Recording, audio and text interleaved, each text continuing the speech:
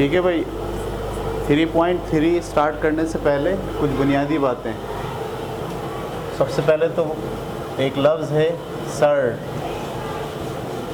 ये आपको समझना है। ठीक है, कोई सी भी वैल्यू या रकम जो अंडर रूट के अंदर आ जाए ऐसे, अब इसको आप क्या बोलते हैं? सर्ड। ठीक है, कोई भी वैल्यू इस रूट के अंदर अगर मौजूद है, जहाँ कहीं रूट होगा आप समझ जाइए कि ये दरअसल क्या है, मैथ की ज़बान में से क्या बोलते हैं? सर्ड। ये एक सर्ड है। ठीक है, अच्छा ये सर्ड है सेकंड ऑर्डर का। कौन से ऑर्डर का? क्यों? क्योंकि ये दरअसल किसके बराबर होता है? 1/2 के। लेकिन अगर इसी में लिखा होता या 3 लिखा होता तो फिर हम कहते हैं ये सर्ड है थर्ड ऑर्डर का। कौन सा ऑर्डर है इसका? थर्ड ऑर्डर का, क्योंकि इसकी वैल्यू क्या है? 1/3 है। ये बात क्लियर हो गई आपको? तो सर्ड जो है वो सेकंड ऑर्डर का हो सकता है, थर्ड का हो सकता है, 4 का हो सकता है, जो भी यहाँ लगा होगा उसी ऑर्डर का क्या होगा। ठीक है, एक तो ये बात बुनियादी आपको याद रखनी है। दूसरी बात याद रखनी है कि जो सर्ड होते हैं इनका प्लस माइनस मल्टीपल और डिवीज़न कॉमन तरीक़े से नहीं करते। जैसे मैं आपसे कहूँ एक सर्ड ये लिखा हुआ है, अच्छा ये सर्ड नहीं है, अब इसमें स्क्वायर रूट तो है, लेकिन जब आप इसको हल करेंगे तो क्या आएगा? 2 आ जाएगा ना। सही, परफेक्ट स्क्वायर है, 4 का स्क्वायर क्या निकलता है? 2। तो असल में ये क्या लिखा हुआ है? ये लिखा हुआ है 2, लिहाजा ये सर्ड नहीं है। सर्ड क्या होता है? जिसका परफेक्ट स्क्वायर नहीं निकलता। ये बात ध्यान में रखना है, मतलब थोड़ा सा ट्रिकी भी होता है। पूछेंगे क्या ये एक सर्ड है? आप देख रहे हैं 64 का तो परफेक्ट स्क्वायर निकलता है। 64 का स्क्वायर रूट क्या निकलता है? 8। 8 8 64। एक जैसे जो दो लफ्ज़ होते हैं तो उनमें से एक इसका स्क्वायर रूट होता है, तो ये भी सर्ड नहीं है। सर्ड क्या होते हैं? जिनका परफेक्ट स्क्वायर नहीं निकल सकता, वो इर्रेशनल नंबर होते हैं। ठीक है, अच्छा अब सर्ड को जब आप प्लस करते हैं, मैं आपसे कहूँ एक सर्ड ये है 5 और एक सर्ड ये है 7, इसको दोनों को जमा करें तो आम तौर पर बच्चों के जहन में ये बात आएगी आपके कि ये 5 लिखा है, ये 7 लिखा है, दोनों को जमा कर दो कितने हो गए? 12 हो गए। ये बात गलत है। सर्ड को भी आप वैसे ही टैकल करते हैं जैसे अलजबरा को टैकल करते हैं। ये इसके बाहर जो लफ्ज़ है 1, ये 1 वो नहीं है जो यहाँ है। सही, 1 इसका मैग्नीट्यूड है और ये इसका बेस है, ऐसे समझा। ये इसकी मैग्नीट्यूड है और ये इसकी बेस है, तो ये बेस का सेम होना ज़रूरी है। प्लस या माइनस करते हुए भी दोनों सर्ड का सेम होना ज़रूरी है। क्या ये दोनों प्लस हो सकते हैं? ये दोनों प्लस नहीं हो सकते। ये बात क्लियर हो गई आपको? तो प्लस माइनस के लिए ये रूल है, तो इसका कुछ नहीं होगा। हाँ, अगर मैं आपके सामने लिखूं √3 प्लस 5√3, तो अब ये 1√3 है और ये कितना है? 5√3 है। दोनों मिलके कितने हो जाएंगे? सिर्फ इनके कोफिशिएंट जमा होंगे, 5 और 1 6√3 ऐसे आ जाएगा। यानी इसको भी आप जैसे अलजबरा में बेस को हैंडल करते हैं, जो सर्ड है वो भी दरअसल क्या है? एक बेस है। तो प्लस और माइनस करते वक्त ज़रूरी है कि दोनों सर्ड सेम हो, और उसमें प्लस माइनस सिर्फ क्या होंगे? उनके कोफिशिएंट प्लस या माइनस होंगे। जो सर्ड है वो बजाते खुद ना प्लस होगा ना माइनस होगा। ये बात याद रखनी है, प्लस माइनस। मल्टीप्लाई में आपको इसको फिर वैसे ही टैकल करना है जैसे हमने अलजबरा में नंबर को टैकल किया था। जैसे लिखा जाए 3 √5 को मल्टीप्लाई करना है 2 √7 से। इसका जो बाहर वाला है इसके बाहर वाले से, यानी इसका कोफिशिएंट इसके कोफिशिएंट से मल्टीप्लाई होगा, और इसका अंदर वाला इसके अंदर वाले से मल्टीप्लाई होगा। 5 7 ज़ा 35। ये बात क्लियर हो गई आपको? जब भी मल्टीप्लाई करेंगे बाहर वाले से मल्टीप्लाई होगा और अंदर वाले से मल्टीप्लाई होगा। ये बात आपको ध्यान में रखनी है। और जब आप डिवाइड करने जाएंगे, मिसाल के तौर पर ये दो नंबर हैं, 5√28 डिवाइडेड बाय 15√14, ये डिवाइड हो रहे हैं। तो डिवाइड बाहर वाले से ही डिवाइड होगा, अंदर वाले से डिवाइड, और जो सर्ड है वो सर्ड से डिवाइड होगा, वो इससे डिवाइड नहीं हो सकता। सही है? तो जो कोफिशिएंट हैं वो कोफिशिएंट से टैकल होंगे, और जो सर्ड है वो सर्ड से हैंडल होगा। जैसे इसको मैं काटूंगा तो 5 1 ज़ा 5, 5 3 ज़ा 15। ये दोनों किस टेबल में आ रहे हैं? 7 के टेबल में आ रहे हैं। 7 चौक 28 और 7 दूनी 14। तो यहाँ से क्या बचा? 1, और यहाँ से क्या बचा? √4। नीचे से क्या बचा? 3 बाहर, और अंदर क्या बचा? √2। इस 4 का भी स्क्वायर रूट निकल सकता है। इसका स्क्वायर रूट क्या होता है? 2, 3 √2 ऐसे आ गया। तो 2 1 ज़ा 2 डिवाइडेड बाय 3 √2, ये इसका आंसर होगा। ये बात क्लियर हो गई? ये बेसिक्स हैं। इसी की बुनियाद पर हमें क्या करना है? एक्सरसाइज करनी है। एक बात और समझना है, सर्ड जो है अगर एक ही नंबर है तो वो मोनोनोमियल सर्ड कहलाता है। जैसे ये लिखा है √3। लेकिन अगर दो नंबर्स पर मुश्तमिल हो, √3 प्लस √5, अब ये जो नंबर है ये एक सर्ड पर मुश्तमिल है, ये किस पर मुश्तमिल है? 2 सर्ड पर। तो इसको बोलेंगे मोनोनोमियल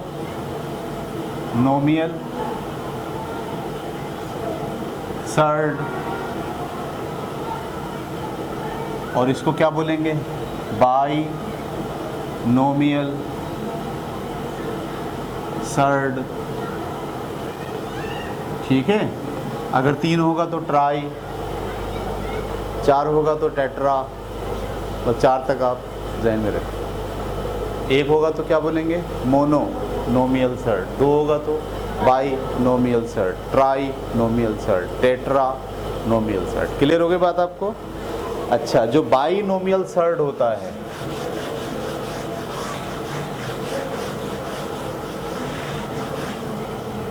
जो बाइनोमियल सर्ड होता है, जैसे ये लिखा हुआ 3 और प्लस का √2, यह एक बाइनोमियल सर्ड है।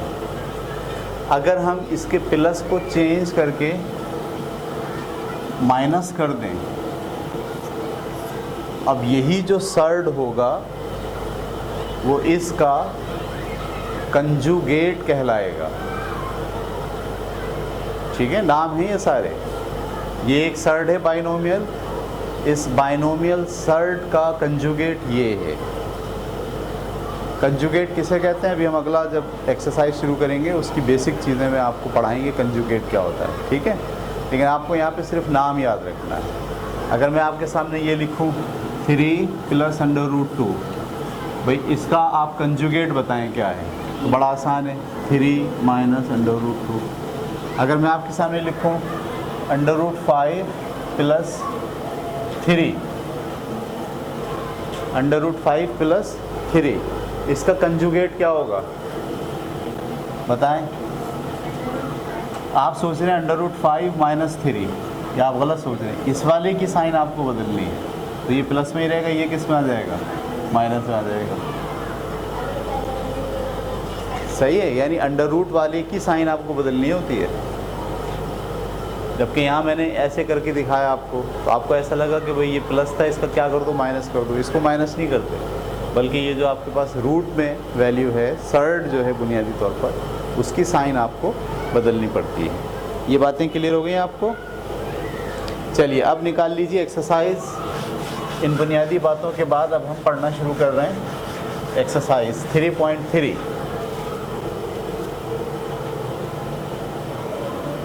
एक्सरसाइज 3.3 लाइए बुक दें ज़रा एक नई वाली मेरे पास है।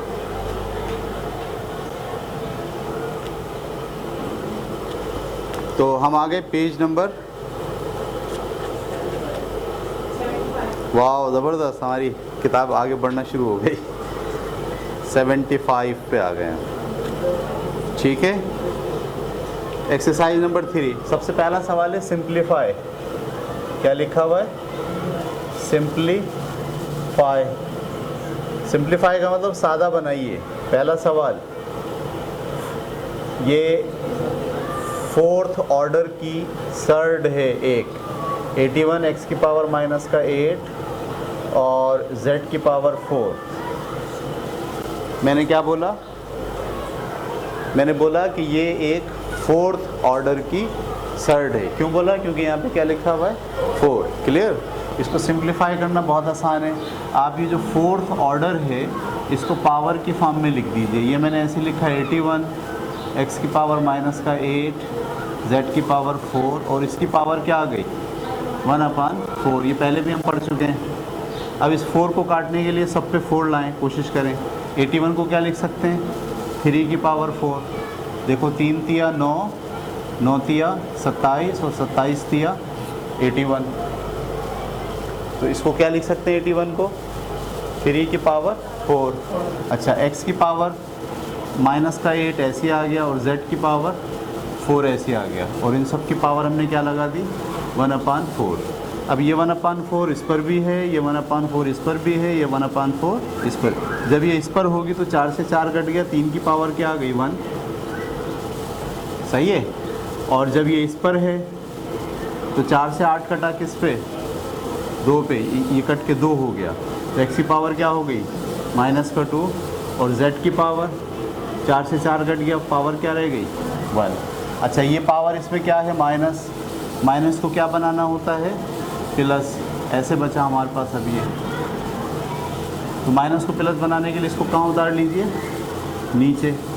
जब आप इसको नीचे ले जाते हैं तो x की पावर माइनस किस में कन्वर्ट हो जाती है? प्लस में। ये है इसका आंसर। उतारिए।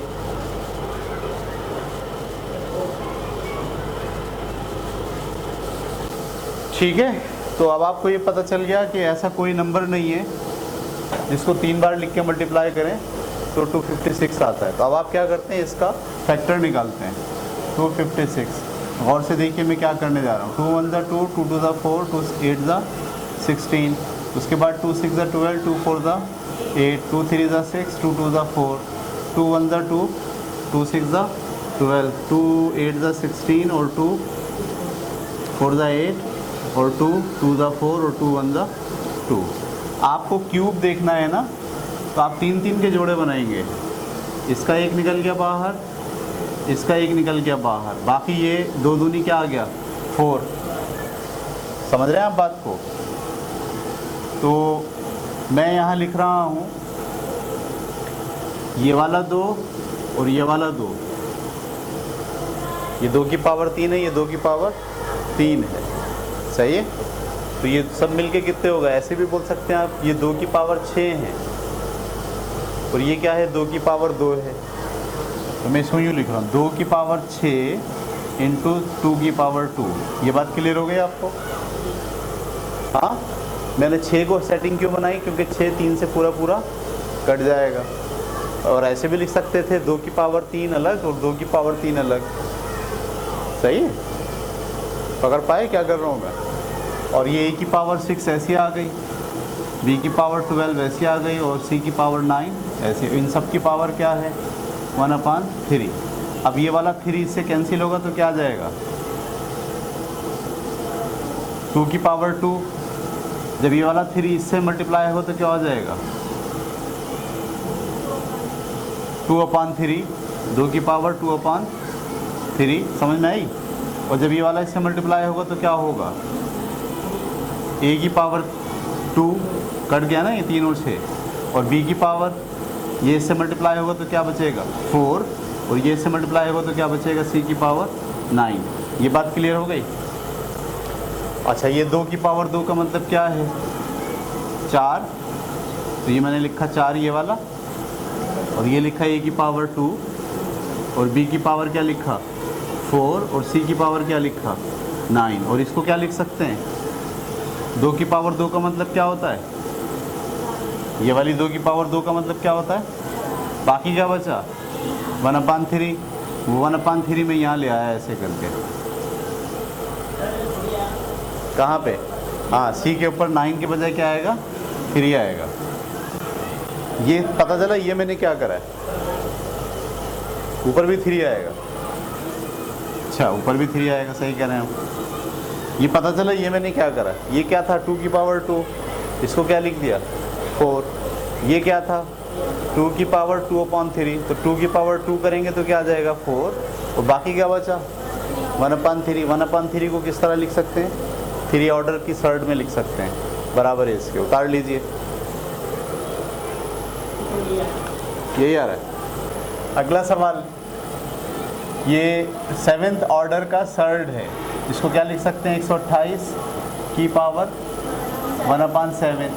128 को लिख सकते हैं 2 की पावर 7, सही है। 2 की पावर 8 जो है वो कितना होता है 256, अभी हमने देखा था।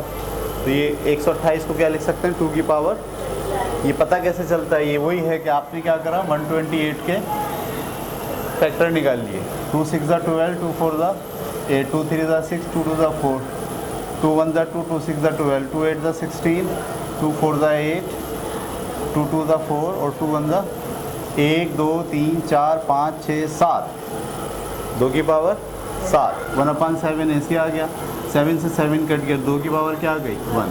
उतारिए आप ये, और साथ साथ मैं अगला सवाल भी कराता जाता हूँ ना, ठीक है।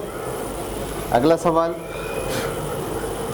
7 7 7 6, 7 7 7 6, ठीक है। अब ये क्या है भाई, ये तो सेकंड ऑर्डर का थर्ड है, 7 7 7 6 की पावर क्या है 1/2। अब आपको इसको पावर 2 में कन्वर्ट करना है, इसमें पावर 2 में इसके फैक्टर निकाल रहा हूँ मैं, 7 7 7 6 के फैक्टर, 2 3 6, एक बचा 18 17, 2 8 16, फिर एक बचा 2 8 16, 2 8 16, ये समझ में आ गया। उसके बाद फिर 2 1 2, 2 9 18, 2 4 8, 2 4 8, फिर 2 9 18, 2 7 14, 2 2 4, फिर 2 से 2 4 8, 2 3 6, 2 6 12, कैसे एक वहाँ चला गया 17। अच्छा, जब 17 हो गया तो 2 8 16, और 2 6 12, फिर 2 2 4, 2 4 8, 2 3 6। अब ये 2 से नहीं कट रहा, 3 से कट रहा है, 3 8 24, और 3 1 3, फिर 3 से कट रहा है, 3 2 6, 3 7 21, फिर 3 से कट रहा है, 3 9, फिर 3 से 3 3, फिर 3 1, 2 के जोड़े बना रहा हूँ मैं, क्योंकि यहाँ पावर क्या है, इसका 2 बाहर आ गया, इसका 2 बाहर आ गया, इसका तो जोड़ा नहीं बन रहा, छोड़ दें इसको, इसका 3 बाहर आ गया, और इसका 3 बाहर आ गया, और ये अकेला रह गया, एक अकेला ये रह गया, और एक अकेला ये रह गया। तो आप क्या लिख सकते हैं, ये 2 की पावर 2 है ना, तो ये भी क्या है 2 की पावर 2 है, और ये क्या है, और ये 3 की पावर 2, तो ये 2 की पावर कितने हो गए 4, और 3 की पावर कितने हो गए 4, 2 है ना, सॉरी 2 है ना ये, तो 3 की पावर भी कितने हो गए, और ये 2 3 6, ये ऐसे आ गया, और इन सब की पावर मैंने क्या लगा दी 1/2। ये समझ में आ गई बात। 2 से ये 4 कटा 2 पे, तो क्या बचा 2, 2 से 4 कटा 3 से तो क्या बचा 2, और ये 6 की पावर 1/2 ऐसी आ गई पूरी। 2 की पावर 2 का मतलब क्या होता है 4, और 3 की पावर 2 का मतलब क्या होता है 9। 3 को 3 से मल्टीप्लाई करेंगे तो 9, और ये इसको लिख सकते हैं √6। 4 नीम 36 √6, ये इसका जवाब है। उतारिए।